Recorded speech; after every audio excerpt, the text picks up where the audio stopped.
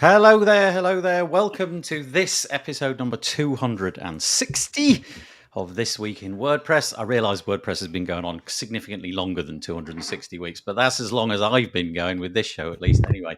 So we're joined today, as you can see, look at it. It's like a full-on smorgasbord of people. We normally go with 3 or 4, but today we got 5, and then maybe 6. Let's just press the button and see what. Oh, it's gone again.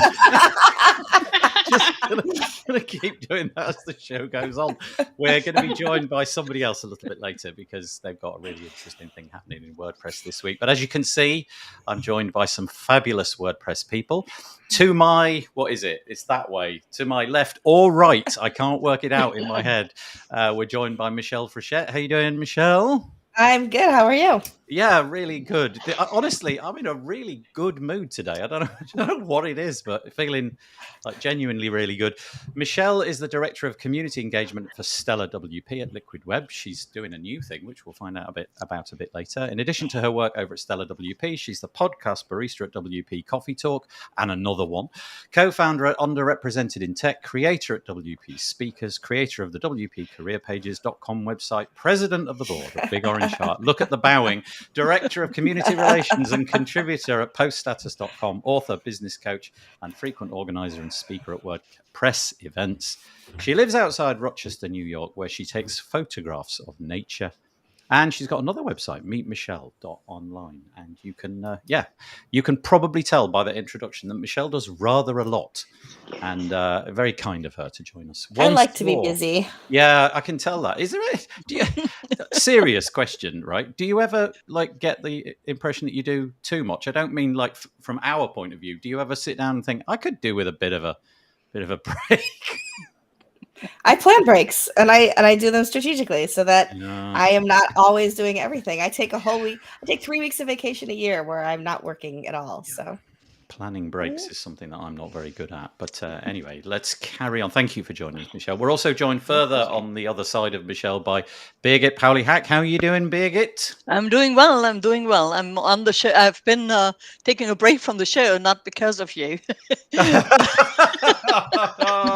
I suspect maybe by the end of this episode, you will wish to No, but I congratulate you to the 206th edition because, and I also had a 260 weekend edition. So it was just published last week. That's coincidental, isn't it? That's pretty amazing. Totally. Line. That's great. But then I saw it. Birgit is the publisher at the Gutenberg Times. You may have seen that. If you haven't, just Google Gutenberg Times. It's a real solid resource for all things WordPress, specifically around Gutenberg. It's a site with news around the WordPress block editor and beyond. She hosts regular Gutenberg live Q&As on YouTube and hosts the podcast Gutenberg Changelog. She's been contributing to the WordPress open source project since 2014 and contributes now full-time with a sponsorship from Automatic. Great. Yes. Thanks for joining us. We're also joined by Sam Alderson. How are you doing, Sam? First time on the show. So good. No gremlins with the audio. Let's see how it goes. Are you all right? I'm great, thank you. Very nice. I detect a UK accent, but I don't know where you live. Yorkshire. Where? York. Oh, I live in Scarborough. Well, near Scarborough. So we're down the road. 45 minutes down the... Oh, that's great. There's nobody that I know from Word. Well, that's not true. There's Elliot Sousby, who's probably in the comments. He's from Yorkshire. So he lives in Britain. And now the 3 of you have to meet for coffee. I know. That's right. Sam and Elliot. Oh, that's exciting. Sam Alderson is the social media and brand manager at Yoast SEO. They've been at Yoast for 2 years and active in the WordPress community for just over a year. They intend on changing that. Oh, yeah, I guess +1. They have a passion for social media accessibility, DEI, and want to educate people on this. At most conferences, you will find them chatting about what sets their heart on fire and their pets. Right, so 2 questions from that. First one, how many pets and what are they? Just one.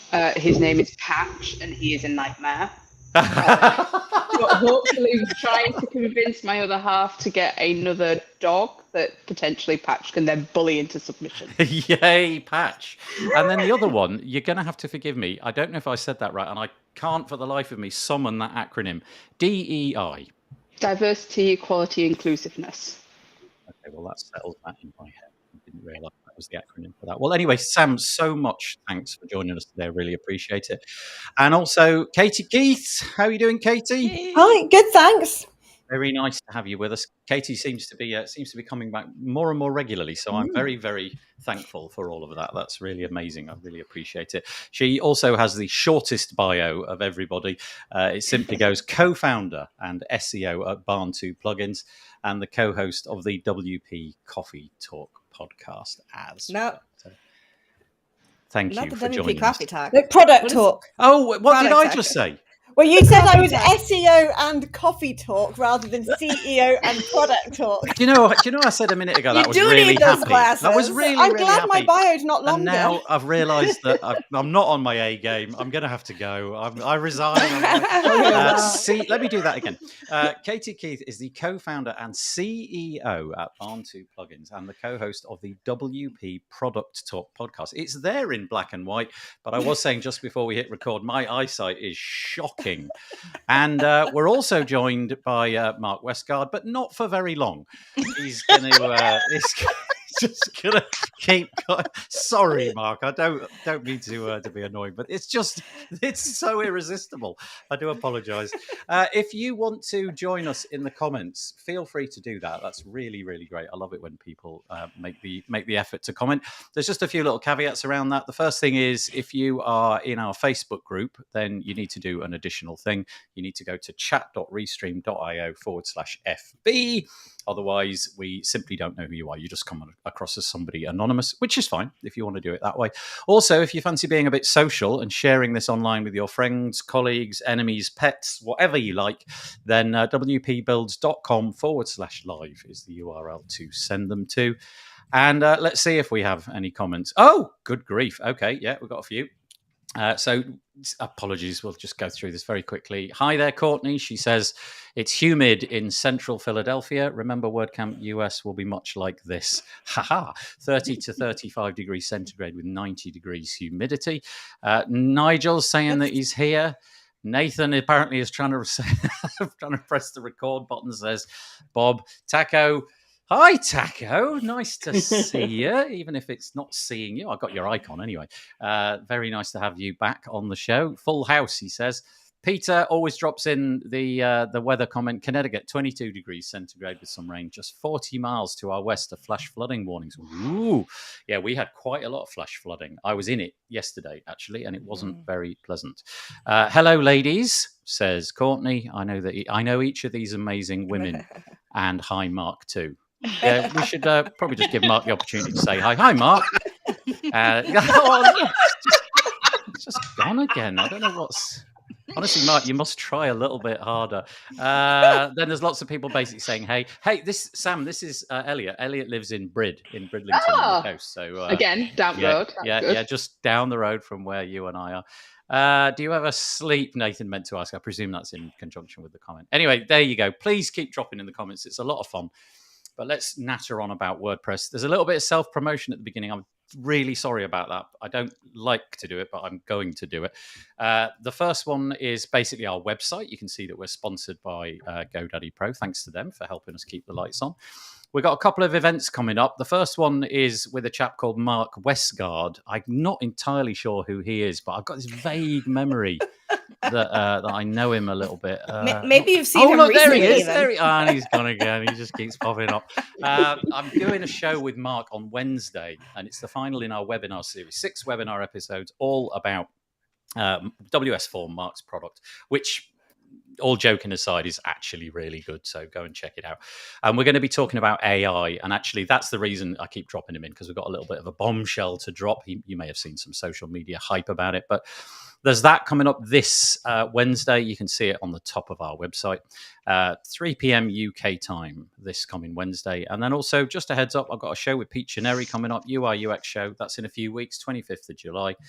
And if you want to send us your non-profit or your pet project or your charity, I suppose is the right word, project, and get people to have a look at it, hit that link and you will get there. The other thing to mention is that we are doing another version of the Page Builder Summit that's coming up, and we are looking for some sponsors. So if any of you people listening to this are working for a WordPressy kind of company, although it says the Page Builder Summit, you might be thinking like Oxygen, Elementor, Beaver Builder. It's actually got a ton of content about the block editor. It's just that we named it that before the block editor was a thing.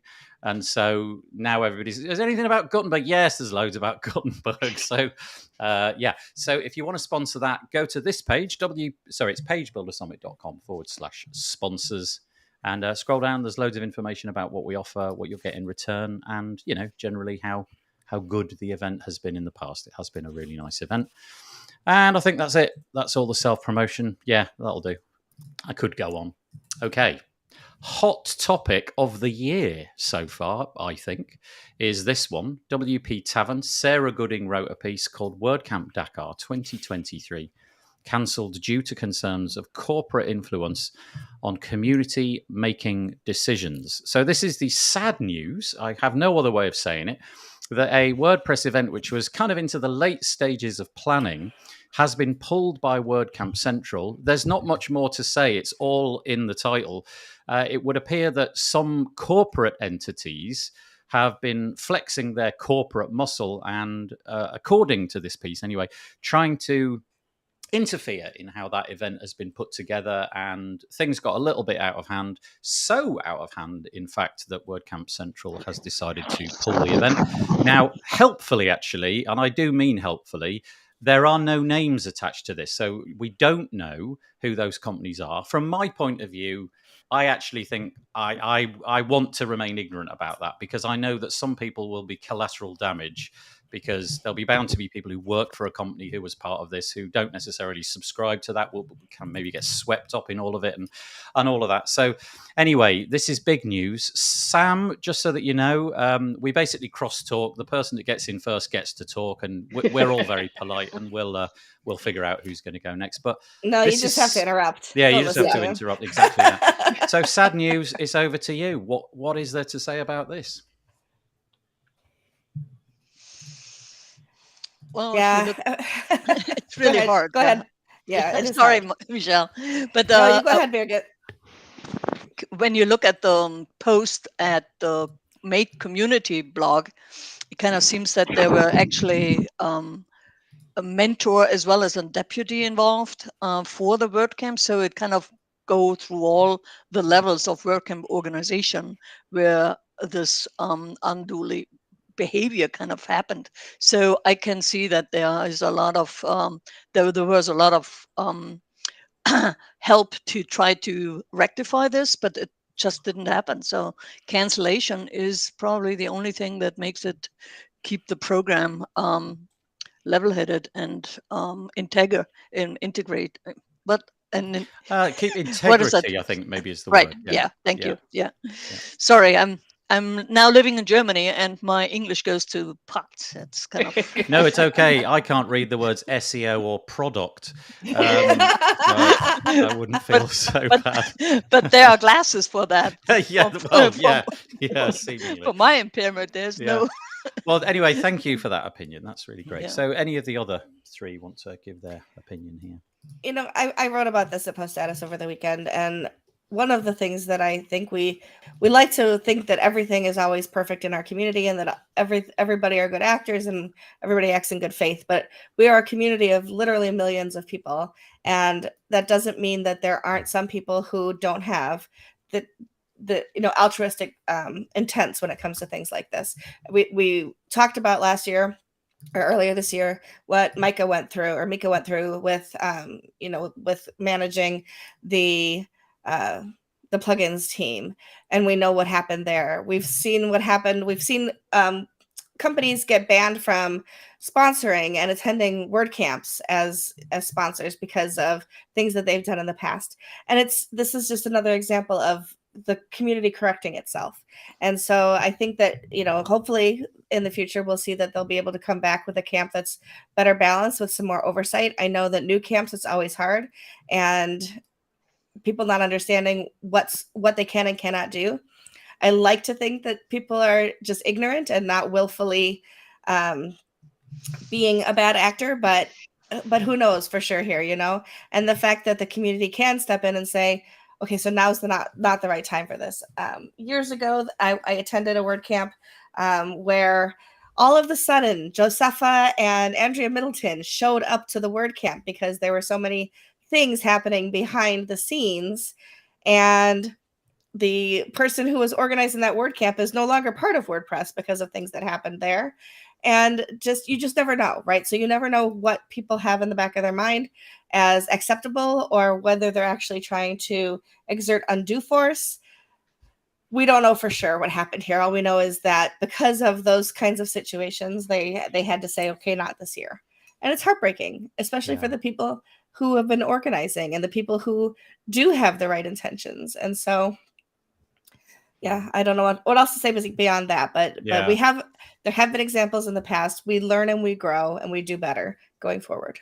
Can I ask Katie? And I don't know, Sam, too much about your what you're doing specifically over at Yoast. So this question may be apropos for you as well. But I know for Katie that you were a sponsor at WordCamp Europe, and I just wonder what your experience of that was in terms of guidelines and boundaries and expectations.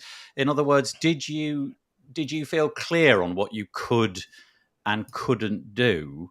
So let's imagine the horrible scenario that this had been barred to. You'd have been going to WordCamp Europe and you've been crossing a load of lines. Would you have known what the lines were that you shouldn't have crossed, given the documentation that you received and the information from the event? Yeah, it was clear. They were very professional. They provided a very long document as well as terms and conditions that I had to sign and things like that. I suppose part of it came from my prior knowledge of attending WordCamps. I had seen what the sponsor booths do, so I assumed that was how I should behave. But it's really hard to learn from this as a community if we don't know the detail. I know we shouldn't know names, and I don't want to know names, but I don't know even what sort of corruption or whatever undue influence went on. So if I don't know how companies, other than just using their natural common sense, could avoid it. Well, that's a good point, isn't it? I hadn't really thought about that. When I read this piece, I was happy not to see the names of individuals. And like I said, I was happy not to see the names of companies because I didn't want people to be, to be the collateral damage. But you're right, and I hadn't thought about that. I can't see a problem with saying, okay, this was the type of thing that was done. This action was unless, of course, there's a direct correlation between the action and the person or the company involved. Maybe if there's a path directly between the two things that's inextricable, perhaps that's why they've kept it quiet. I don't know. But yeah, you're right. It would be good to know what boundary they crossed, so that we can, in the future, make sure that doesn't happen again. In fact, in the comments, it was Cameron, I apologize. Cameron, who was on the show just last week or the week before, makes that point. He does want to know who was involved, and he does want to know what was going on, because he said, how can we learn from this as a community unless we know the specifics of it? So there's obviously a different opinion there. So Sam, over to you. I don't know if that question does apply to your work at Yoast. You may just have an opinion outside of Yoast anyway, of course. No, I was just thinking about what Casey said. I'm kind of hoping that whatever went wrong for this gets fed back up into the instructions that sponsors actually get given, because you do get quite a lengthy document given to you of like, this is what you can do, this is what you can't do. Because I've attended maybe 4 or 5 WordCamps in the past 18 months or so. So I'm still very new to like all the guidelines and what you can and can't do. So I go to Taco and say, can we potentially do this? And he goes, no, you can't do that. I'm like, okay. So I kind of hope that anything that I'm like you, Nathan. I'm glad that they've not named names, but I hope that that's been fed back up to the guidelines and sort of like, okay, this is what you can't do, so that the next person knows that they can't do that, basically, and we stop it where it starts, basically. Courtney, who always knows everything, really, it would seem, about WordPress. She's truly incredible. What Courtney doesn't know about WordPress doesn't seem to be worth knowing. She says, Angela left a comment near the end with a few more details about what happened. Yeah, I confess I got to Cameron's comment and then didn't have time to read on. So, okay, let me just quickly scroll down. Was that the end of that piece? The word Angela at all in the article? Yeah, it says Angela left a comment near the end, but I can't see. It's So there were 5 kind of things that she shared. One is insulting and personal attacks. Oh, brilliant! You've got this information. That's great. Thanks, Birgit. Yeah. Good. Okay. So insulting and personal attacks was one. The second one was public and private harassment, and then influencing and enticing harassment, and then retaliation in response to reported behavior, and then discrimination. So I agree. Yeah, the details need to come out, but only reading those 5 lists, 5 items on the list, I don't need to know more. No, I don't. Yeah, we all know not to do that, don't we? That does come under what everyone. Those seem pretty standard. Yeah, I that's fascinating actually, because the list that you've just given is actually worse than I had imagined it would be. Well, it has to be. Well, I don't know if you. So I have been organizing WordCamps, WordCamp US 17, 18, and 19, and the amount of work that goes into vetting each organizer, each sponsor, each volunteer, its speaker, every speaker, that go through a certain thing. So if they cancel a WordCamp, there is actually go to that. Yeah, they had many conversations before, and many opportunities to improve on the behavior, to stop it and kind of move on. Yeah, because that's our community. There's always a second chance. But if somebody misses second, third, and fourth chances, then it definitely needs to go. And kind of we need to cancel that, because it, as you said, it it dangers the integrity of the program itself. But it also, I don't think there's anything more to say about this. It was really bad, and it was bad on multiple level, and tried to improve it but couldn't and had to cancel. Yeah, it's kind of Yeah, I'm going to raise a piece in our private chat.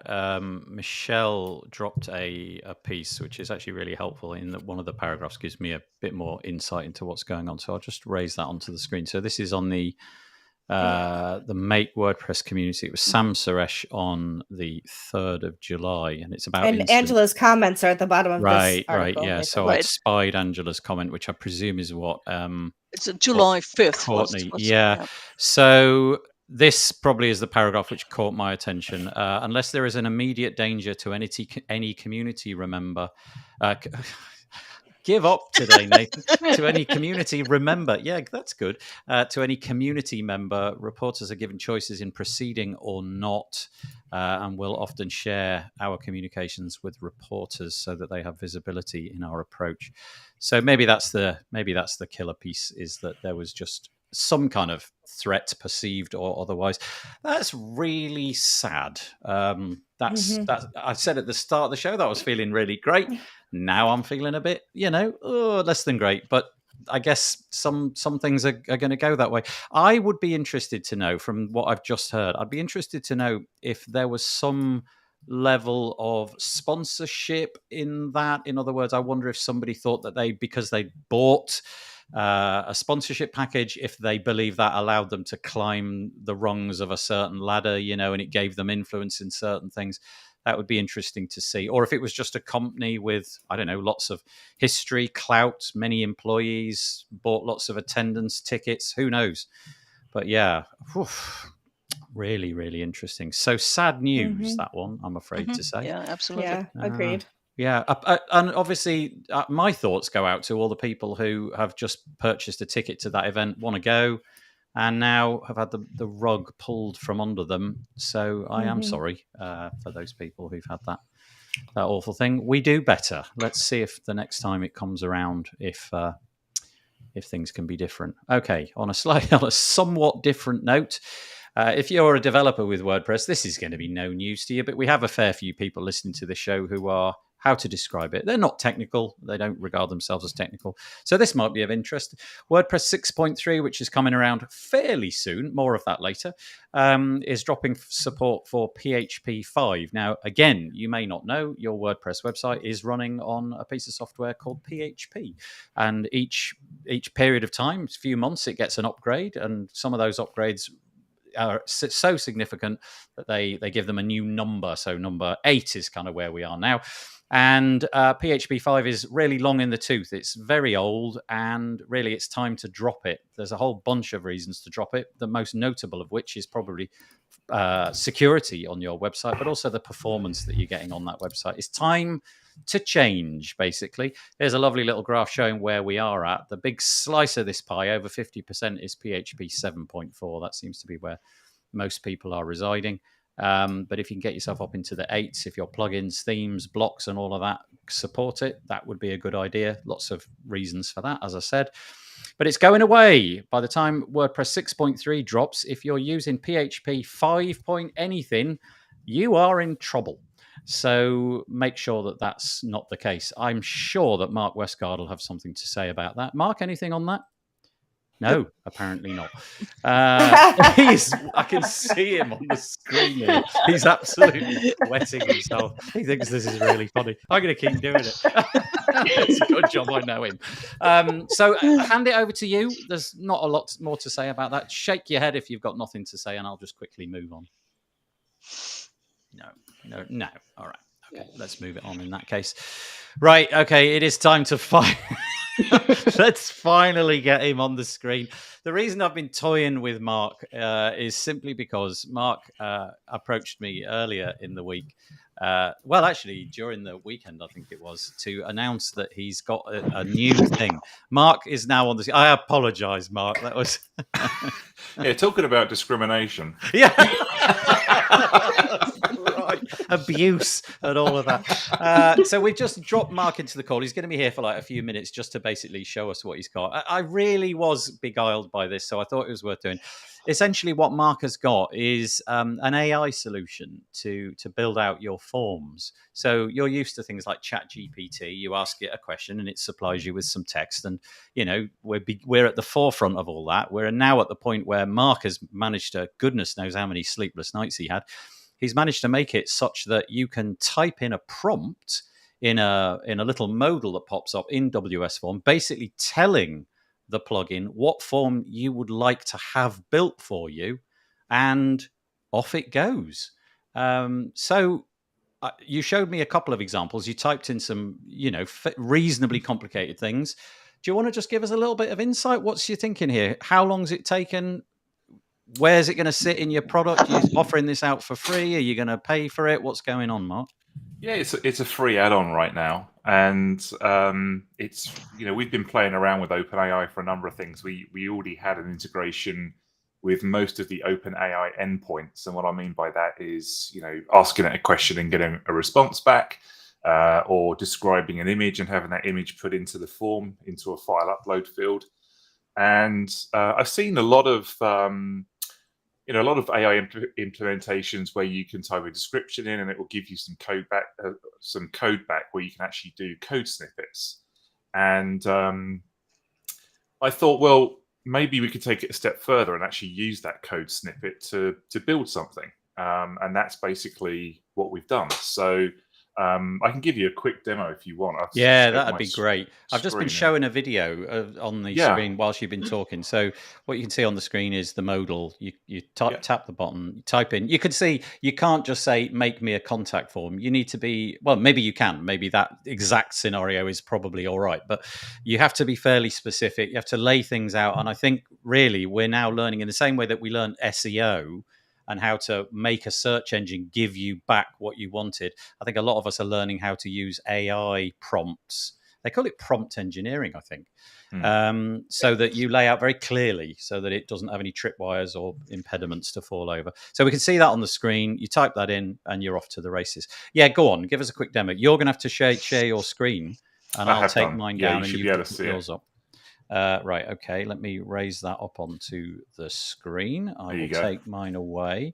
Can everybody see that? Can you all see what Mark's doing there? Yeah. I realise that our little icons are sort of getting in the way there, Mark, so I might just make us go smaller. Oh, that's fine.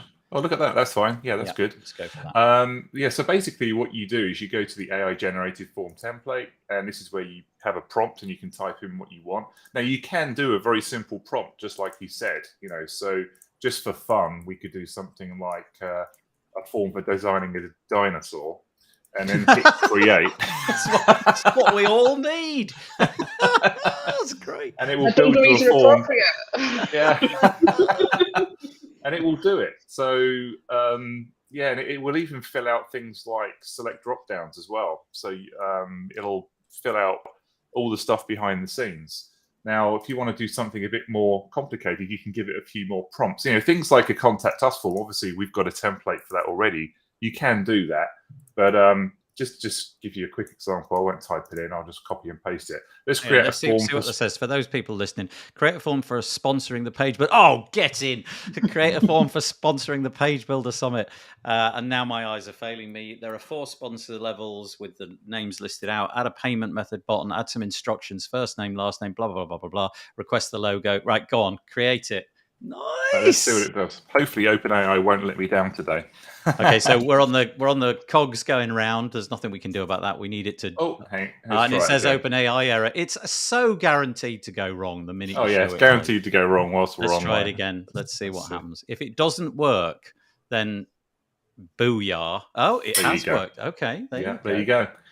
Yeah, so the form has for a first name, last name. Yeah, go on. Sorry. Yeah, so you've got first name, last name. We've asked it for the company, the website address. We asked it for a logo upload, so we've got a file upload field. We gave it the sponsor level, so you'll see in the radio there that it's actually created the sponsor level options, a payment method, and it actually shows you at the bottom of the form as well how many tokens we used. So it roughly costs about 0.004 of a dollar to produce a form. It's a minuscule amount of money. But yeah, so there you go. That's basically what we put together. And if we actually, let me just preview that form and see if it's done what we asked it to. Yeah, so there you go. You've got your logo, you've got your sponsor levels, etc., etc. So one of the other things that you can do with it as well, I'll just give you one more quick example. I'm loving this. Go to add new. We go to OpenAI. So this time I'm going to ask it to add some help text to each field to help with accessibility. So if we hit create on that, it'll go, hopefully, it'll go a little bit further and we'll actually put help text in each of the fields. So you see there, because we've asked that, it's actually filled out all of the help text on the field. So when we look at that form now, we've actually got help text on every field. So yeah, and there's a lot more we can do with this. We're hoping to add conditional logic to it and things like that. So very quickly, the way it works is we use prompt engineering behind the scenes, and prompt engineering is where you can build a prompt, give that to OpenAI, and we inject the request that you give into that prompt engineer into that prompt, and then we're able to, as much as possible, get OpenAI to give us the data that we need to then interpret to build the form. So yeah, that's where we are with it. I love the fact that you've come on the show. I've actually put you in the show, and now if I put a comment up, there he's gone again. Look. I've gone again. totally obliterated by the comment. It's never not funny, Mark. Always in the wrong place. Mark, honestly, I am so impressed. I have a feeling that you might be the first to market in the WordPress space with this. If that is in fact the case, bravo, congratulations. I'm sure it did keep you going late at night. Just one quick reminder, if you're watching this, Mark will be joining me and we're going to do a full hour, possibly some more, but I won't be bouncing him in and out. Although you never know, it might become kind of nice and mean. But Mark, thanks for showing us that. So that's WS Form. Go and Google it and you can find out about that. And he's always available on chat. At any time of the day or night, it seems. He contacted me at like 4 a.m. or something to tell me about it. Very exciting. Thanks for dropping in, Mark. Really appreciate it. Yeah, thanks for having me. Take care. See you later. Bye. What did you make of that? That's pretty cool. Isn't that great? I think that's really, really, really cool. So yeah, well done, Mark. Thank you so much. So yeah, as I said, join me with Mark on Wednesday and we'll be going through that piece again. We were talking earlier about WordPress 6.3. I don't know if any of you guys, I imagine Birgit probably has a lot to say about this, but WordPress 6.3 is coming down the pike very, very soon. There's going to be a live product demo. It's happening on the, let me get this right, because I don't want to get this wrong, because it matters to me that I get this right, because I'm actually co-hosting it. It is on July the 20th. 2020, and it's at 4 p.m. UTC. I believe it's 5 o'clock in the UK. But it's 2023, right? I'm just 20, yes, yeah. Do not show up in 2024 or indeed 2022. You missed it. And Anne McCarthy and Rich Tabor are going to be going through the various bits and pieces. What's changed basically since WordPress 6.2 became WordPress 6.3. It's going to last about an hour. It's very informal. It's a bit like this conversation here. We've got the guests on the screen. They're going to be showing a slideshow. So I will link to this in the show notes and you can sign up. But Birgit, 6.3, what's exciting you about it? Oh, what's exciting me about it? Well, I really like that the site editor gets kind of it's much more comprehensive. It gets its own menu on the left hand side, and you can access the pages that you have on your site. You can edit the pages, and if you get into a template area, you can edit the template. So it's really you don't have to go in and out of the site editor to edit the content on pages. You still need to do it for the posts, but it's all there, and you can then also start styling. There is a change that I want everybody to know, and that is that reusable blocks are now patterns, and they are synced. Yeah. So in opposed to the other patterns that are unsynced, and because they're pretty much the same system, they only have one difference, is that when you change them in one place, the sync patterns update every instance where you use them throughout the site, and the unsynced, you just change it in that one post that you're using it, and then you can reuse the shell someplace else without having the changes to propagate over the whole site. So that is kind of a great start into also, combining them starts actually to also have partial sync patterns later on. Yeah, like patterns where you only want to change the style, but that style should be like the color or the round corners, the radius of the corner. You won't propagate over all the patterns where you use them, but the content could be different. So that's a partial sync, or you just change out the button, but the rest should be the same. So, but they haven't found, so that's the start of having a lot more control over patterns. And what this also brings is that you can create patterns on your site without having to do PHP or get them from the directory. You can really kind of say, okay, this is, I really like, I want to reuse this for later on, like a column, 3-column with header, picture, and kind of design, and then just make it a pattern, and it shows up in your pattern library in the site editor. So those things are really finishing up what the site editor wants to do. It's not yet complete, of course, but it's really showing the potential of the site editor also for the next step, that kind of is, how does the WP admin gonna change sooner or later? Yeah, so those things, yeah. Yeah, thank you for that. I must admit, when the whole so reusable blocks are going to become patterns. The naming of them, I'm still a bit confused. So if a pattern's just a pattern, so this sentence is going to be so weird, but here it comes. If a pattern is just a pattern, is it called a pattern? And if a pattern is a syncable pattern, is it called a pattern that syncs? What? So it's a unsynced and synced. That's the difference now. Okay. Yeah, but they're all patterns. So that you preface the word pattern with it. So it's unsynced pattern, synced pattern. Yeah. Got it. Okay. I'm going to have to get my head around that. I'm going to get that wrong so and it's also going to be in the interface like that. Yeah, you will have a little moniker. Is it a sync pattern or is it an unsynced pattern? You can always make a sync pattern. You cannot go back to a sync pattern to kind of make it an unsynced pattern. You can copy it and then make it an unsynced pattern. But they couldn't kind of figure out, okay, how to unlock the other instances of that pattern, so you can't change that. But that's a little small thing. You can do create duplicate and then go further with that. Yeah. Every week I write down the name of the podcast show as we're recording it. This one's going to be called "How Many Times Can We Say the Word Pattern in One Show?" I think we've probably done it rather. Or how many times can I make Mark Westgard disappear? That might be another one. Let me just raise on the screen an article which I was probably going to do later, but just kind of highlights a lot of the stuff that Birgit was talking about. This is around the style book, actually, which is a really big part of what's coming. This is so nice.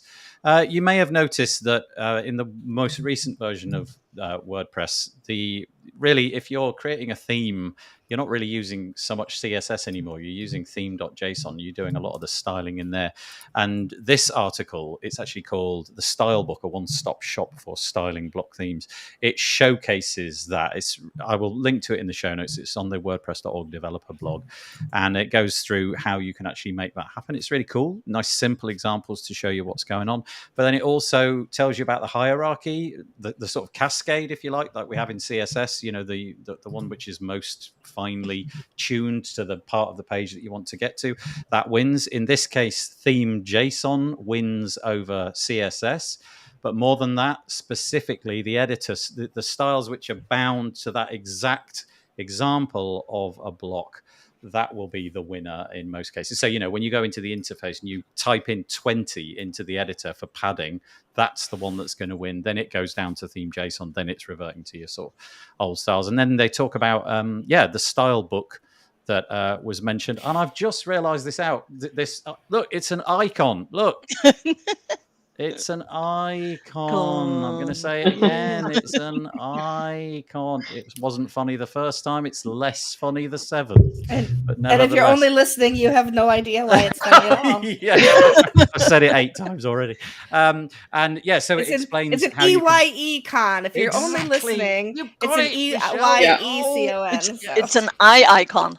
No, that's way too complicated. How many times can we say the word "I" is also what this episode is called. But yeah, this style book enables you to see on this one page pretty much everything that might appear on your site. So all the blocks that are going to appear on your site appear on this style book. So, you can just change the settings and see what it would look like on every example. Obviously, it's kind of an isolated example. It's not how it's going to look in the context of all the other bits and pieces on the page.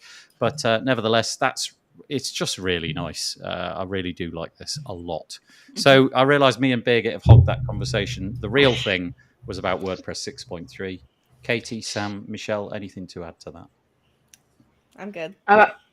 I'm actually really looking forward to the 6.3 because my own personal blog needs a massive overhaul and I do not do any coding whatsoever. So I'm really looking forward to be able to just go play and drag and drop and do the things. And the style book is just like next level of like have your branding in your website. It just makes life so much easier. Can I ask a question, right? Honest answer. And Birgit, cover your ears. You don't know what's coming. Sam, honestly, how easy is the block editor to work for somebody who is... And she's gone. Honestly, how easy is it for somebody that doesn't really do that sort of coding piece? Are you finding it is it basically getting easier and easier over each iteration, or are you still smashing your head against the desk going, no, why doesn't it work? It is getting easier in places. I will not lie. I will smash my head against things when I'm like trying to click on something and it's not highlighting. I'll be like, right, okay, just calm down. Pixel perfect needs to be done. But it is so much easier than it used to be now. And I just think 6.3 is just going to make it even easier as well. I don't think it's going to be much more difficult for people to just pick up WordPress now and be able to just manipulate it in the way that they want to. I think the style book's a really interesting idea for somebody that doesn't do the code as well, because just that sort of visual thing, I the first time I opened it, I totally got the premise of it because I was looking at it thinking, that's everything I want to see right there in one interface. It turns out, visual stuff, I'm not a good designer at all. I keep saying I've got the design potential of a potato. But but being able to see all of the bits and pieces there and make little modifications that I want, knowing that they will then be reflected wherever they be on the website, that's been really, really helpful. So, okay, that's great to know, Sam. So, Birgit, you turns out you didn't need to cover your ears up. It was all fine. No, but I really would want to know, if there's anything that kind of really raises the bar or kind of is not really. But I really like also on the style book that all your custom blocks show up there too. So if you have blocks from WooCommerce or from Jetpack or from some of the block like Stackable or CoBlocks, they show up in the style book as well. And when you change the style variations, like where the color and the font changes the whole site, you could actually see how your blocks behave. Even the custom, sometimes you need to connect with the plugin developer and say, look, I changed the style variation, but your block doesn't behave well enough. What can we do? So that's certainly something. It's not the surprise anymore. You really see everything. Yeah. And one feature I really like that kind of got me excited as a developer is the command palette that is coming to WordPress 6.3. We've and got that the is, name at last. Yay! yes, we got the name. And it's going to stay around now. I think it should have been called Brian or Hermione. That was what I was nominated. Well, I always call him Fred, but yeah. So the command palette is a bit like Spotlight on the Mac. If you've got a Mac, you can invoke this one short. It's like this little window which pops up, and it's a search bar, and you start typing, and it cascades beneath it all of the different things that you can do. Yeah, and you can say open template or open pattern or edit page or delete page if you want to. Yeah. I wonder if you type in kick Mark Westgard off the call. I wonder if it'd do that. I'm going to milk this for everything it's worth. You know what? You can create your own commands for it. There's an API for that. Honestly, I'm going to get in such trouble. So yes, the answer is yes. Yes. Yeah, the answer is yes. That's another good name for this podcast episode. The answer is yes. Katie, obviously working for a company which develop all sorts of WordPress products, particularly around WooCommerce. Are there any gotchas that you've had or any excitement that you've got about 6.3? I don't know how closely you particularly follow that. Yeah, not that closely. We've been quite slow, and where we have tried to integrate with blocks and things like that, we've come across quite a lot of problems. So we are mostly still shortcode based, even though we don't want to be. For example, we have plugins that affect the visibility of areas of WooCommerce, and with the WooCommerce blocks, we weren't able to make it work with some of them. We also have a WooCommerce filter plugin, and we couldn't reliably get our filters to work with the blocks because some of the hooks in it were actually marked as experimental and things. And so we're kind of just watching it stabilize more and more over time so that we can integrate more closely and more reliably with it.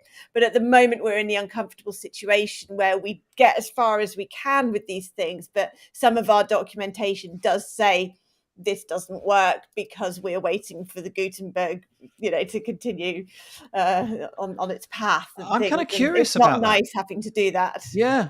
How do you view that as a developer? Do you view that as it's just time well spent for the future? Or is there a bit of you which it feels like that was just dead time because it never gave us the result that we wanted?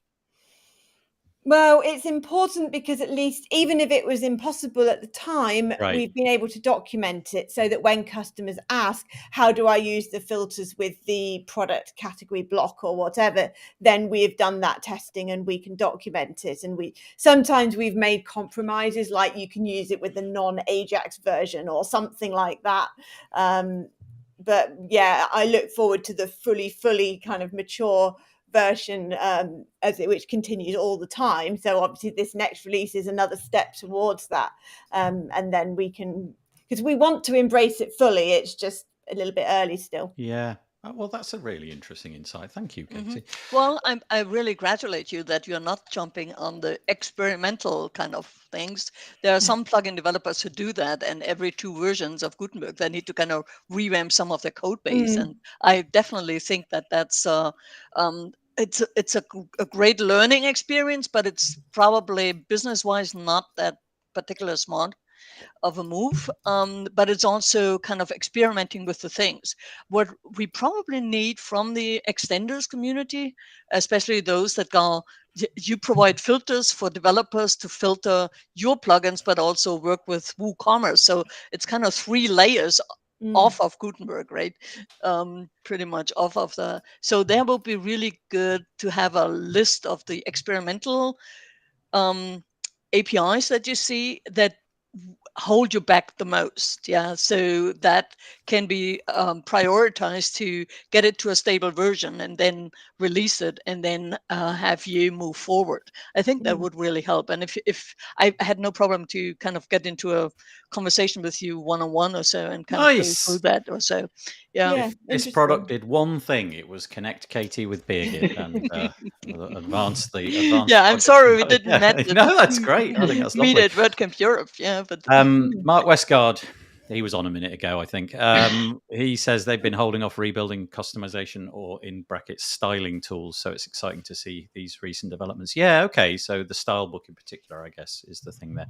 So yeah, all of that was centered around the fact that 6.3, the conversation around that is going to get aired on this call. So I'll put the links in the show notes and you can join us. And I'll be much more polite, basically, without me kicking anybody off. Right, okay. So next thing, this is another serious thing. I think this probably probably could have done with going nearer the top of the show, but here we go. Sarah Gooding writing in the WP Tavern. WordPress plugin review team adds 6 new sponsored volunteers. Opens applications. I don't know if you know, Mika Epstein, who had been doing God's work, basically, of making sure that things went into the plugin directory that were ready to go into the plugin directory. Mika has stepped down. The conversation around her stepping down was kind of a bit bittersweet because she obviously put in 10 years of time. But there was, getting back to the thing that we were talking about Dakar earlier, there were certain conversations that came to light after that meant that really fielding a lot of bile and anger by people in that role. So Mika stepped down. We now have 6 new sponsored volunteers. They are the following people. It's David. Apologies if I butcher anybody's name. I'm sorry. David Perez, Evan Herman, Francisco Torres, Luke Carbis, Marta Torre, I don't know, and Paco Marchant or Marchante, again, I don't know. They're going to be stepping up and doing, it looks like from further down, something in the region of about 5 hours a week. So if they are in fact replacing Mika 1 to 6, if that's the ratio, obviously, that's a great thing.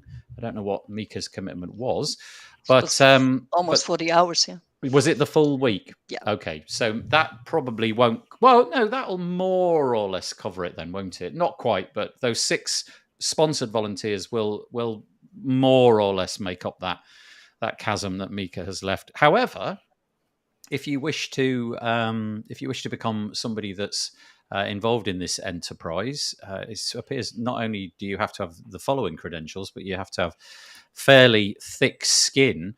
You need to have ability to communicate clearly. You need to be kind and constructive. You have to have a solid track record as a developer.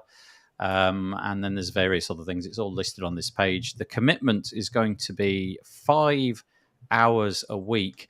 But this is asking for volunteers. So I don't know if there's any opportunity for sponsorship there. But so there's 2 pieces there. A, the abuse that Mika suffered and how that's bang out of order. And let's hope that these people don't receive any of that.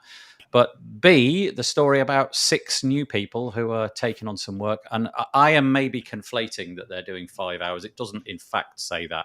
I was just sort of assuming that was in fact the case. So it says at least 5 hours as well. Yeah, was that not that was not to do with the application process for new people? Maybe that was my misunderstanding. Epstein, is encouraging volunteers to apply if they have at least 5 hours a week, whereas these people, these 6, I feel like they've already gone through the application process. So I'm not really clear on that. Yeah, right. So I've been speaking with Marta through Twitter, and she's she's giving 5 hours a week, and she's looking for a company to sponsor those 5 hours. So I know that a lot of the people who are giving of their time that way are looking to find companies that will sponsor the 5 hours so that they're not losing their own ability to provide for themselves by giving up that kind of time. So Hey, Michelle, do you know if there's an official channel for doing that? Or is it that each of those 6 people have got to go out and find that themselves? Pretty much have to go out and find it themselves. Although there are, I think, like Aruba has something through GitHub that you can sponsor people. You can also sponsor people directly through Git, and then also, of course, you can talk to the people directly and sponsor them that way as well. So I don't know that there's one official way to do that. Maybe Birgit has a better idea. Yeah. No, there's no official way to do that now. Okay. Yep. Thank you. Sam, anything to add to that before we press on? No, I think it's interesting that it's got to this point and we've not been able to highlight that sooner and hopefully help her get the help that she needed. It's a shame that we do have that little dark corner of the community that people feel like they have to suffer on their own.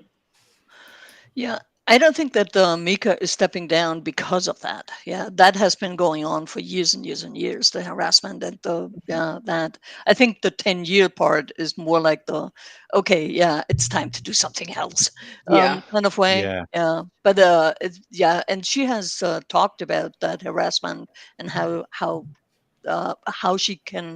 other people that experience the same thing can protect themselves online.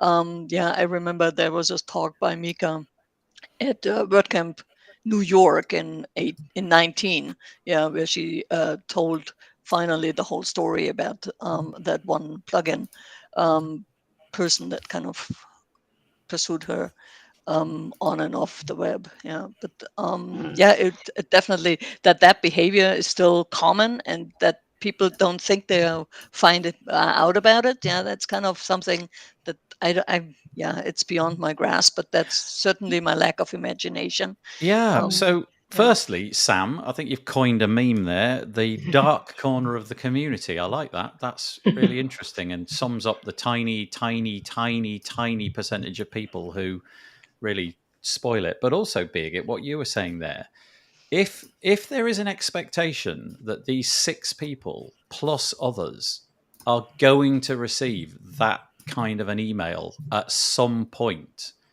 that's fairly demanding of them, isn't it? Because I know for me, I probably shouldn't say these words, but here we go. If I was to receive an email which was threatening or horrible, I really wouldn't take that very well, I don't think.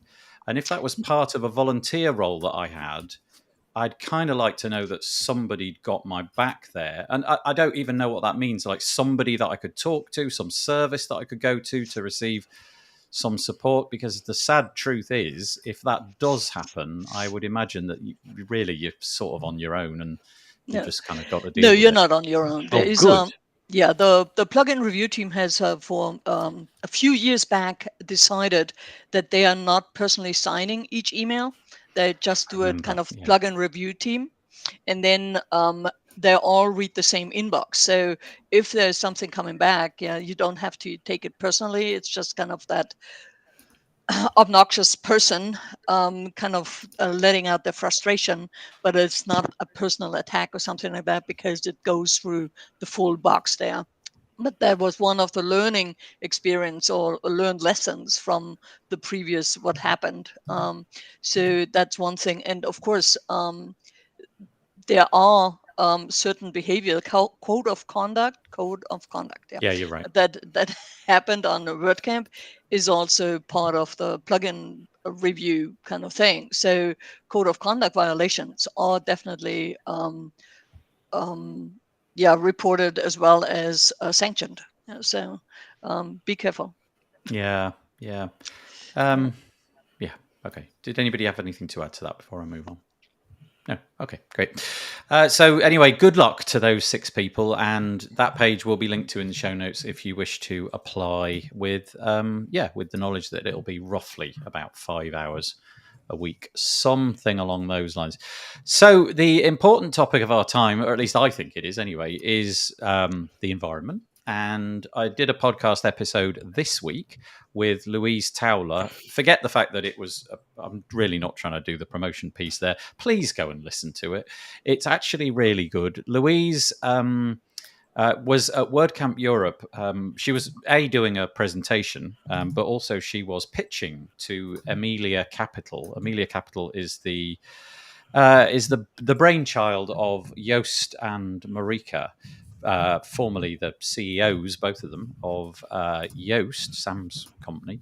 And they have decided to invest in something that Louise is doing. She's deciding to do something in the WordPress plugin space to give you an idea about what kind of an impact your WordPress websites, if you've got many of them, I suspect the imperative to do this is more important, so that you get some kind of indication of the carbon footprint that you are creating. And it takes lots of metrics.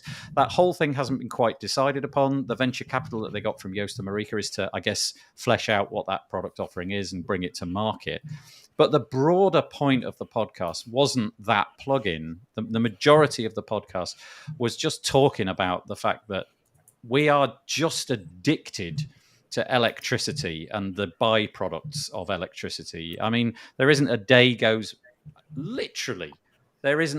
of my life that goes by where I don't consume a fairly large proportion of electricity. I'm constantly on the internet. I've got mobile phones. I've got computers, which I fail to switch off when I know that they're not going to be used for the next several hours. You know, I've got tellies. I've got devices which are switched on all over the place, listening to potential things that I'm going to say, which I never do say. You get the point. The thing that I think is the disconnect that I think here is that you just don't connect the internet with the environment. I made the point in the podcast that if you ask me to go and stand at the back of my car for an hour and breathe in heavily, no way am I doing that, because I know the consequence. I can see the stuff coming out the back, and I know that my lungs will be toast. I am going to stand next to this computer for weeks on end without giving it a second thought. But somewhere the pollution is happening, and her whole thing was about that. Ways that you can mitigate this. Don't send over large images if you don't need large images. In fact, don't even send images if you don't need images. Locally load fonts. Find a host which has got the credentials of maybe offsetting the carbon, or they've just got some infrastructure which helps for this. Stop sending videos that don't need to be sent. Get off TikTok. That's forgive that. I mean, if you want to be on TikTok, whatever, that's your bag. But you get the point. So this is the broad conversation, probably for the next 10 minutes or so. The environment, WordPress, internet use. I don't know if you feel as bad as I do, but I suspect that I will get over the bad feeling that I have remarkably quickly when this conversation has ended, even though I probably shouldn't. And that's the thing, isn't it? It's that you can't connect this to your actual physical self. It's like trying to figure out how much your daily usage actually impacts the environment is hard to connect one to two. I know for me, it's like things like we've had solar panels installed on the roof. We've done stuff that we've tried to sort of like mitigate that impact. But yeah, just you forget about it because it's not a physical interaction with it. Like you say with the cards, like you see that you know the output that it has. I kind of like the idea, and I get the impression from what Louise said that this is some of the endeavor of the tool is to so Joost, Sam's company, we all know, if you've ever installed Yoast, you've got this like traffic light system inside the plugin, and it's really obvious. You know, if you've got a red traffic light, you've really got work to do. Orange, you're on the way, and green, yay, everything's great. So something equivalent to that, say, in your dashboard that your clients could see, where it aggregates. Well, this page has got 7,000 images on it. They're all massive. What the hell are you doing? Red light, as opposed to, well, this is great. It's just text. You're locally loading the fonts. We've got some information via an API, perhaps, about the hosting that you're using. You get a green light. And I just think that would be a good idea. I basically need bludgeoning into being told how to be a better citizen on the internet in terms of my consumption, because honestly, it's an endless resource as far as I can see. I just don't make the connection. Despite thinking about it, it is remarkable how quickly I forget about it. Anyway, sorry, Michelle, Birgit, Katie, go for it. I Yeah, think it's I'm interesting. aware of it in the back of my mind. I think the first time I came across it was at a WordCamp years ago with a talk from Whole Grain Digital, who were a very eco-minded UK WordPress design agency. And they really make it the main part of their business that every website they design thinks about the environment. And that kind of, and various things since, have made me aware that every single image I upload to the admin or something like that, every YouTube video, does actually have a permanent, really, environmental cost, because it's permanently being hosted on somewhere which uses electricity.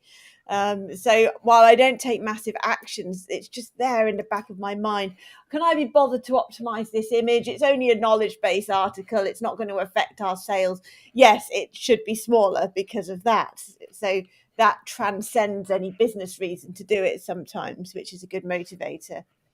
I think the business reason is also quite an interesting one as well, because if you reduce the size of the images, your pages load faster, you get faster, better performance, you get better load times, it's better experience for the user. It's like that as a business case in itself is something that you can latch onto when it comes to building websites itself.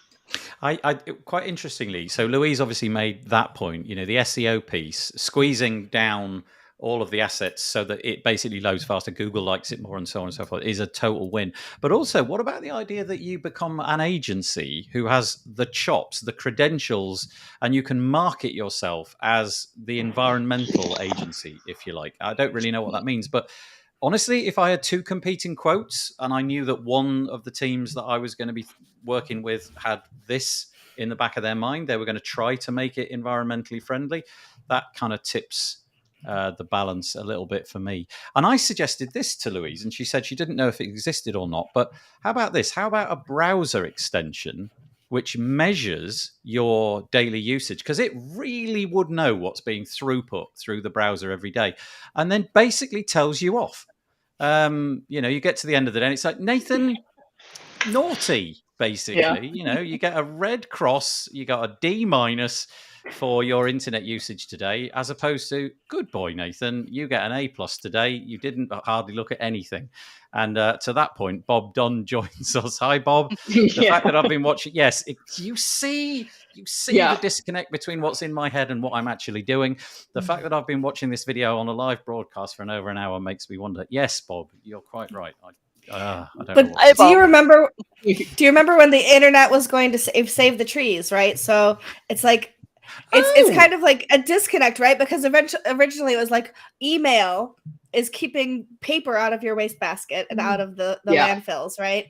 And all of that was like, this is so much more eco-friendly. And then 2-3 years ago, people started saying it's not really, right? And so it's like there's this huge disconnect in my brain but this is still better than chopping down trees, right? But it's not. But you're right that there is that, and I had totally forgotten that argument. Yeah, it's a shift between what natural resources we are overexpending. Basically. I do like the idea of a browser extension which tells me off. It would appear that would be how many trees you saved by writing emails, and then how many carbon filters kind of things you flown out to the world, and then it's zero something, and it's actually not. So. Well, I tell you what, whether you like it or not, this subject is not going away. Or at least that's my opinion of it. It's going to get louder and louder and louder and louder, whether we like it or not. So, thank you, Louise, for raising that really important issue. I really appreciate that. And I said at the beginning of the show, very happy, and then I started to mess things up and I was less happy. Well, something that always makes me happy is when Justin Tudlock comes in and makes a comment. So that always makes me happy. The plugin and theme review team members, so we're going back to Mika, see the worst parts of the community. I think the plugin review team has probably had the worst of it. I still can't manage to read the words. Okay, that was great. Really interesting discussion. I'm just going to move through a few of these articles very quickly because I know that time is kind of fast running out. Just a quick heads up, if you've never heard of this, I've mentioned it a couple of times, but I haven't done it for a little while. North Commerce is a WooCommerce revival. They're heading into what they're calling their real beta. They've had a few people testing it, but they're kind of launching this, I guess, lifetime deal or or something. And I'm going to link to it in the show notes. Basically, if you want to hop on and be one of their early adopters, then you get a whole laundry list of benefits. Like I said, it's a hoped for, or at least from their point of view anyway, a hoped for WooCommerce revival. And they're at the point where they believe it's almost ready to ship. But they're offering people the chance to get in on the ground. It's not free. You can see it's $475. But that, I think, gets you unlimited usage over 3 domains for the lifetime of North Commerce. So, yeah, maybe go check that out. Sort of security news. We don't normally delve too deeply into this, but occasionally something pops up and I think it's worth it. Ultimate Member 2.6.7 has patched a privilege escalation vulnerability. Because I don't have the intellect really to understand all of the ins and outs of this, I would just say go and make sure that your website has been updated. There were a few different pieces coming from different news outlets, which made me think this was probably worth mentioning. But I'm going to link in the show notes to the piece on the Tavern by Sarah, so you can go and check that out. My understanding is they did several patches, none of which fixed it. So that, I guess, in itself is a point of concern. We're going to not go to that one just yet. I'll come back to that one. That's Kathy Zant's piece. I want your thoughts on this. We should bring Mark Westgard in at this point. What do you make of this, right? So given that we've just had a conversation about the environment and whether or not we need unnecessary resources on our page, right? But also, given the fact that some people like to be playful on the internet, they enjoy the fun side of things. Watch this, and forgive me if you're listening to this. I'm just going to refresh this page. What do you make of this, right? Click refresh. There's a blank page. A guy wanders in with a button. Like, there's a cartoon character who's got a button under his arm, and he wanders in, and he hangs it in the page, and then the button is there. And then there's a bunch of other characters sort of like hanging around underneath the button, pointing at it. So they're calling this, I can't remember what they're calling it, interactive experiences or something. The idea being they've come up with this technology where they put these little avatars on the screen, encouraging you to fill out the form. Now, this is a very jocular, cartoonish way of doing it. But I could see kids, for example, being intrigued by this. If the school, for example, wanted them to fill out a form, maybe this would have an impact. But replace this character with something, I don't know, a bit more business-like, or a bit more, I don't know, some kind of arrow which goes down and tells you what you need to fill out, what have you. Is this just stupidity? Is this just environmental madness? Do we need all of it? Or are you persuaded by this? This is from a company called Visme. And although it's apropos of nothing, I thought it was quite interesting to stick on the screen. What do you reckon? I kind of love it because it looks professional and it makes their brand memorable. And I totally get the performance implications, the environmental, but I think it does work because it's a kind of modern designed website, but they've just added that personality to it. And I think the button's really cool to draw attention to the call to action. But I do see the other side as well. Wasn't it, though? Wasn't it? Like, I've never seen that. I've never seen anything where a button was invoked by a cartoon character or anything even equivalent to that. I mean, you've seen, but I mean, to be honest with you, I didn't test it on different screen widths, but I'm guessing that the button will still be carried on and will work whether or not, you're on a mobile or what have you. But I just thought it was kind of a bit quirky and maybe some of the fun that we need on the internet. Anyway, sorry, Sam or Michelle or Birgit, over to you. Well, I like it for an onboarding experience. I think if I see it 2 or 3 times when I come back to the website, it kind of gets a little old, and it kind of probably blows my internet resources as well, like my data plan or something like that. But I get that that's for the first interaction. I think it's a really good idea to liven it up a bit. Yeah? And we've seen some of that interactivity where people walk on a website and introduce themselves and talk about a product like a real person. And I think I always enjoyed it when I was going to a website for the first time. But if it starts talking to me without me clicking on the button, that is when I go away. But other than that, it's a really fun way to do things. Yeah, interesting. Bob says he's getting distracted by it. Wants to know what the lady's doing with the laptop. Okay. Sorry, Michelle. Off you go. Watching this, okay. obviously.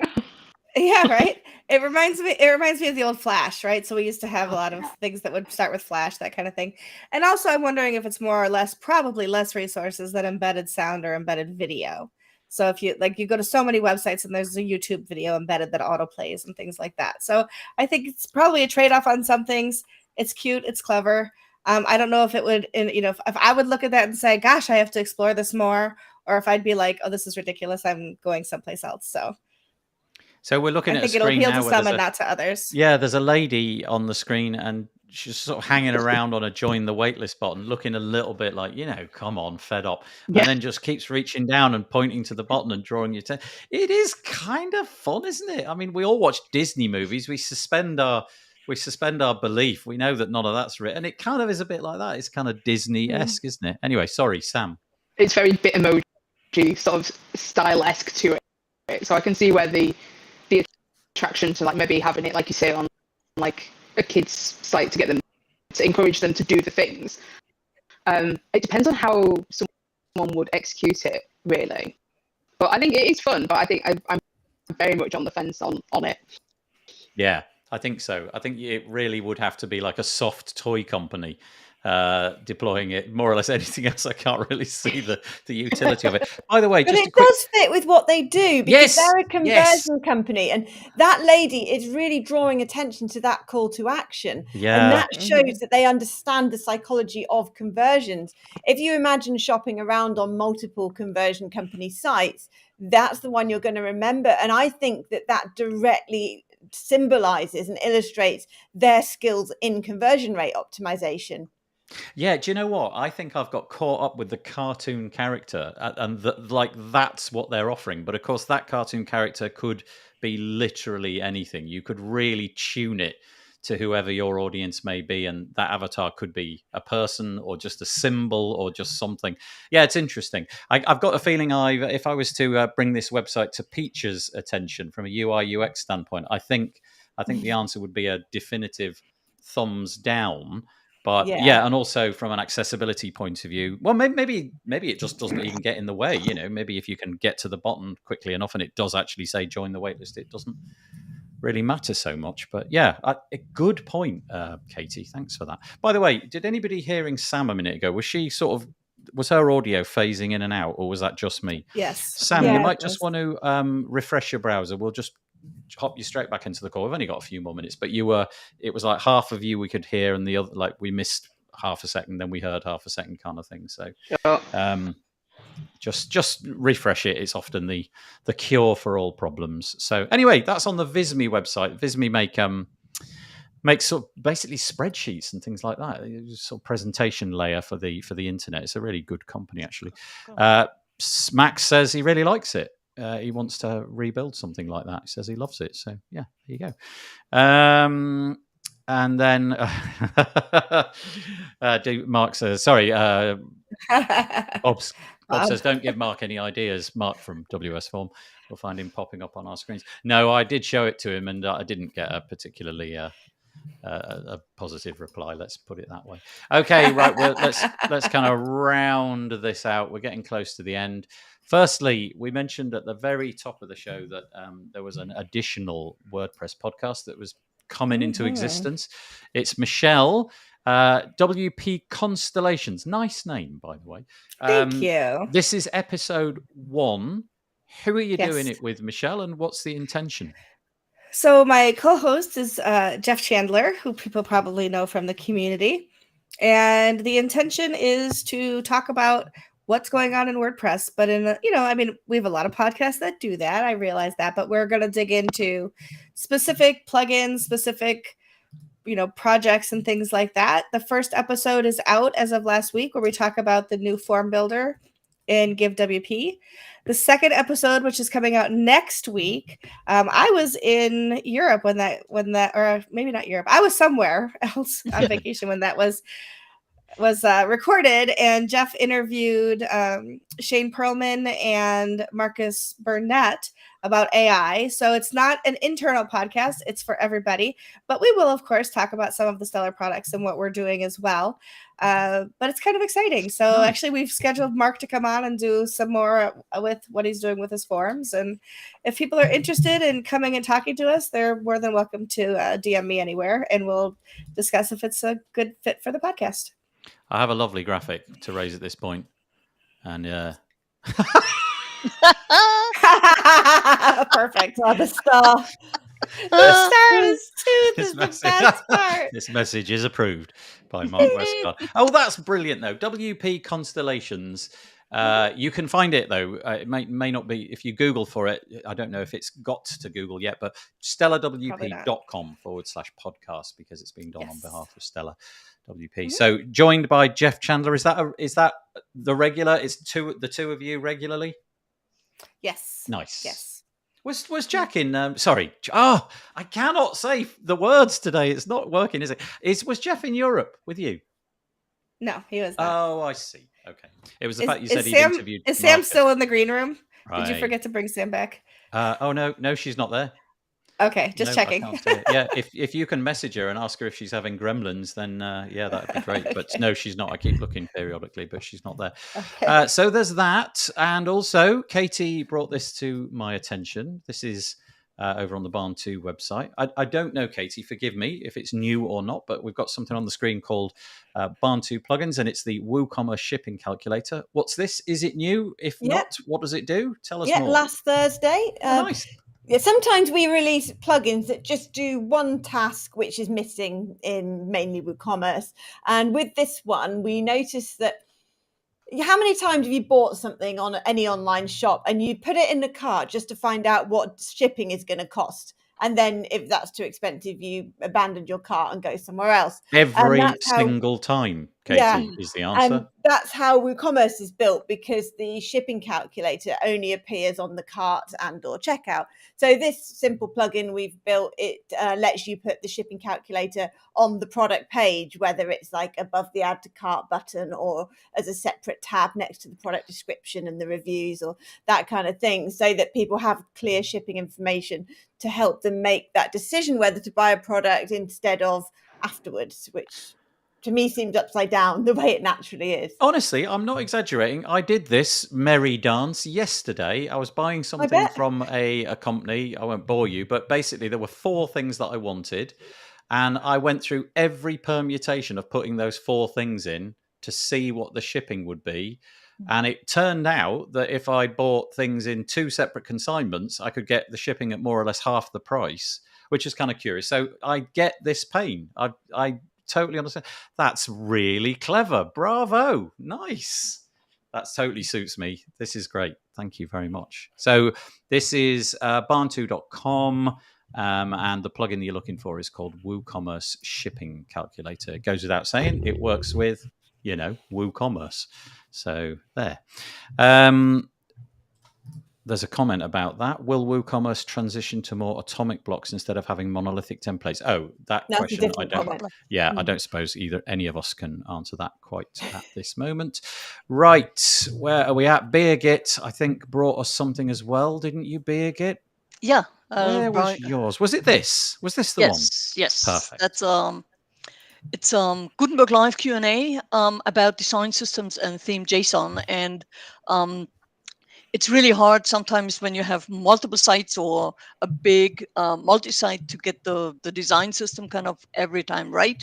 And so the WordPress VIP team built a plugin that combines the Figma design system and the theme JSON, so you can spin up new websites that adheres to the design system that you already built and also syncs back. So we do a little demo there, and then we discuss how that's going to work and how it's working for the WordPress VIP team that work with quite a few agencies, and also have Joni Halabi is going to, so it's going to be David Bowman and Alec Gatas, and Joni Halabi is from the Georgetown University senior developer there, and so we're going to discuss all the different ways how design system and theme JSON can be together. Wait, and did I hear you right? You use Figma, you build your site in Figma, and it exports a theme.json file or syncs a theme.json file with your WordPress site. So you can do that bi-directionally. You can... Bi-directionally, I'm not quite sure, but that's a very good question for that live Q&A, and it's going to happen on July 21st next week. That is so cool. I love I mean, because with the best will in the world, there are design tools which are superior at just doing the design. That's what they're for. And if you, so many people seem to be talking about Figma, using Figma, loving Figma. And the idea that you could, even if you just did it one way as a one-off dump after you finished and got the design perfected. Oh, that's great. So this is, I'm going to be linking in the show notes too. It's a Zoom call, and you will get the landing page to subscribe to the Zoom call. 21st of July, 6 p.m. Is that London time? It says London. That's London time. Okay, so 6 it's p.m. 1700 UK time. Yeah, 1700 UTC. Yeah. Okay, thank you. Oh, that's brilliant. That's really cool. Yeah. And very last thing, which I'm going to spend about 12 seconds on, we have a new social network. If you didn't know, it's called Instagram Threads. And if you don't have, if you've still got enough time left in your life to write messages online and do all of that, you've got a new thing to share. It's managed to get something along the lines of 80 million subscribers in the space of just a couple of days. I know Mastodon, which I bang on about quite a lot, is more, I think, around the 11 million mark, and it's been going for years and years and years, which just gives you some idea of the power of Facebook. My understanding at the moment is it's just text-based. I imagine they sort of co-opted a lot of people in with a one-click solution. I tried it. I got about 4 seconds in and I uninstalled it. I don't have the time or capacity for any more Facebook-y things. But anyway, I thought I'd mention that if you're into Facebook and all. Are you going to be subscribing? I know that, if you're into marketing, maybe not. Maybe, but there's a caveat. When you delete it, I saw on Twitter, if you delete it, you also delete your Instagram account. So the Instagram is the way into Threads. And so that's kind of one of, I don't know why they did that, but no, maybe which is also why my username still is my married name, because it's connected to everything. So even though I'm divorced, I'm still Michelle Ames on there. But the barrier to entry was much lower than trying to figure out how to work around in Mastodon. Because Mastodon, you have to find servers, you have to figure out, and even when you're logged in, sometimes it's hard to find other people because of how the structure works. This is super simple, which is always something, you'll get more people signed up if it's easy. I saw a comment from, I can't remember who it was. It might have been Ross Wintle. Forgive me, Ross, if it was you and it wasn't you that made the comment, rather. Sort of said, logged in, noticed a load of unsolicited comments from people that didn't know, and then immediately logged out. That's the thing I like about Mastodon. Essentially, if you don't follow somebody, if you don't follow anybody, your feed is utterly blank. And you cannot change that. There is no algorithm pushing stuff into your feed. It's just a chronological list of people that you follow. And obviously, that's not Facebook's model. It will actually, in the future, it will combine with Mastodon. I'm not sure exactly how that's going to work, but Facebook are a company out to make a profit, so they've got to sort of gain your attention in some way, shape, or form. So so Max says, didn't get any new users, they just got them over from Instagram. And Sam, I'm sorry, Sam. Sam says, can't connect to this room again. Well, I'm glad that you got most of the way through, Sam. Apologies for that. She says her internet usage is over for the day. That's all we got, I think, on this particular show. It's time for the... Michelle, straight in there. It's time for the somewhat humiliating wave. Look at us. We're all so compliant. It's great. Check us out.